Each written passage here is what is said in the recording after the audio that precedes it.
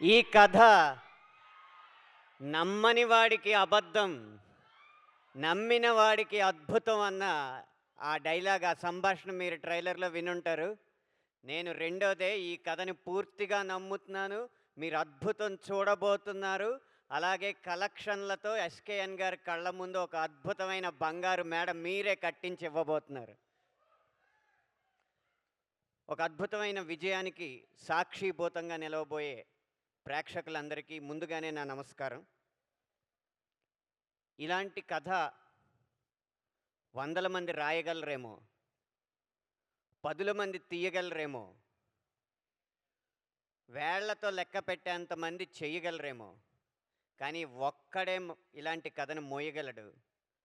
ఈ కథని నమ్మాలి, నమ్మినంత మాత్రాన సరిపోదు.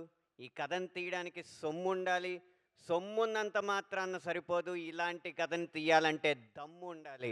అలాంటి దమ్మున్న నిర్మాత ఎస్కేఎన్ గారు కాబట్టి ఈ కథ ఈ స్థాయి దాకా ఇక్కడ దాకా వచ్చింది.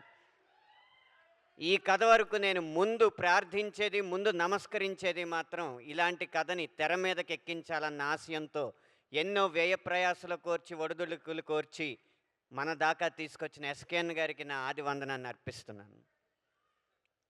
తరువాత ఈ కథలో ప్రతి పాట ఒక బోయిగా సినిమాని మోసిందనేది మాత్రం ఏమాత్రం అతిశయోక్తి కాదు.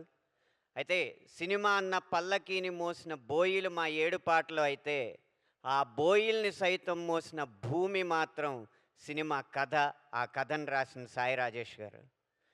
కథకి ఆధారం, ఈ సినిమాకి ఆధారం సాయి రాజేష్ గారు. ఆయనకి నా రెండో వందనం. ఆయన రాసినంత మాత్రాన్న కథ అయిపోలేదు. అది వెండి తెరకి మీకందరికీ నచ్చే విధంగా తీసింది మాత్రం రవి గారు, రవి నంబూరి గారు.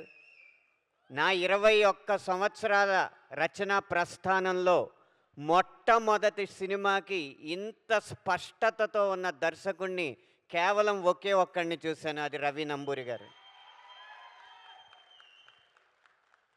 1600 పాటలు రాసినప్పటికీ కూడా ఒక దర్శకుడు ఇది సన్నివేశం, నాకు ఇలా కావాలి అని చెప్పిన తర్వాత, చెప్పిన వెంటనే 1-2 రోజుల్లోనే పాట పుట్టిన ఒకే ఒక్క సినిమా చెన్నై లవ్ స్టోరీ.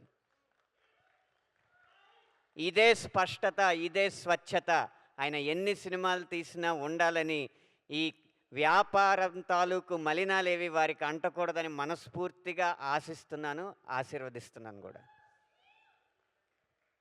ఇక ఒక గాయని గనక పాటలో నటించే నటి అయితే, ఆ పాట ఎన్నింతలు అద్భుతంగా మీరు ఆస్వాదించేలా ఉంటుంది అనడానికి నిదర్శనం ఈ సినిమాలో కనబడబోతుంది.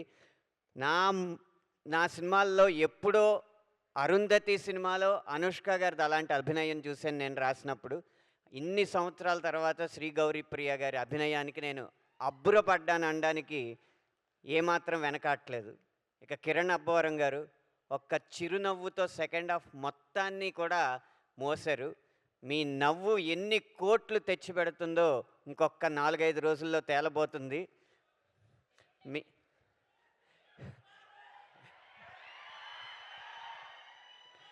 మీకు ఒక రహస్యం చెప్తాను. ఈ సినిమాలో ఒక పాట ఉంది. ఆ పాట మేము విడుదల చెయ్యలేము. విడుదల చేస్తే సినిమాని విడుదల చేసినట్టే. ప్రతి పాటకి రాజేష్ గారు ఇచ్చిన కథ, రవి గారు ఇచ్చిన సన్నివేశం బలమైతే, ఈ పాట మాత్రం కేవలం కిరణ్ గారు, శ్రీ గౌరీ ప్రియ గారు నటన చూసి మాత్రమే నేను రాశానని ఈ రహస్యాన్ని మీ ముందు పంచుకుంటున్నాను.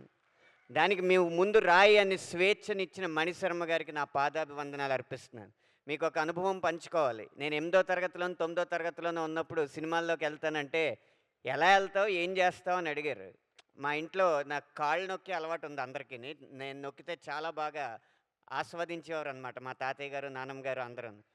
నాకు కాళ్ళు నొక్కడం బావచ్చు, చెన్నై వెళ్ళి మణిశర్మ గారి ఇల్లు తలుపు కొట్టి ముందు కాళ్ళు నొక్కే ఉద్యోగంలో జాయిన్ అవుతాను. కాళ్ళు నొక్కుతూ నొక్కుతూ నేను పాటలు రాయగలనండి అని చెప్పి నా పాటలు వినిపిస్తాను, అప్పుడు ఆయన అవకాశం ఇస్తారని చెప్తా ఉండేవాడిని వేసవకాలం సెలవుల్లో. కాళ్ళు నొక్కలేదు కానీ ఆయన ట్యూన్లకు మాత్రం పదాలు అందించే అదృష్టం నాకు కలిగింది. ఈ వేదిక ముఖంగా వారికి నా పాదాభివందనాలు తెలియజేసుకుంటూ, ఇంత మంచి బాణీలు ఇచ్చి పదాలు రాయడానికి స్ఫూర్తినివ్వగా, అలాగే నేను రాసిన పదాలకి మంచి బాణీలు కడుతూ అన్ని విధాల ఈ ఆల్బమ్‌ని మనసారా మీరు ఆరాధించిన విధానానికి బృందం అందరి తరపున కూడా మీకు వందనాలు అర్పిస్తున్నాను సార్. ఆఖరిగా ఇక్కడున్న అందరూ ఆయన అభిమానులే. ఈ కథ రాసిన రాజేష్ గారు, కథ తీసిన రవి గారు, ఈ కథ కోసం ఖర్చు పెట్టిన ఎస్కేఎన్ గారు, ఇందులో నటించిన కిరణ్ అబ్బవరం గారు, అందరూ కూడా ఆయనకి అభిమానులు. అందుకే ఆయన ఇక్కడికి వస్తారని తెలుసో తెలియకో తన సంభాషణలో రవి గారు చిరంజీవి అన్న పదం వాడడం జరిగింది.